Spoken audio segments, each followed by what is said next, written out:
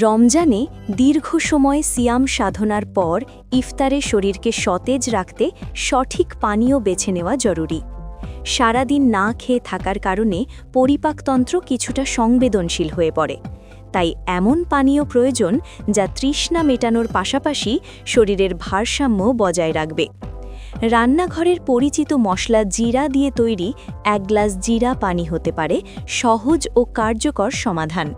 পুষ্টিবিদদের মতে জিরায় থাকা প্রাকৃতিক এনজাইম হজম শক্তি বাড়ায় এবং পেটের গ্যাস, অম্বল ও ফাঁপা ভাব কমাতে সাহায্য করে।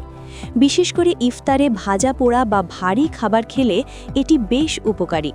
এছাড়া জিরা পানি শরীরের তাপমাত্রা নিয়ন্ত্রণে রাখে, পানি শূন্যতা দূর করে এবং মেটাবলিজম বাড়াতে সহায়তা করে। এতে থাকা অ্যান্টিঅক্সিডেন্ট রোগ প্রতিরোধ ক্ষমতাও জোরদার করে।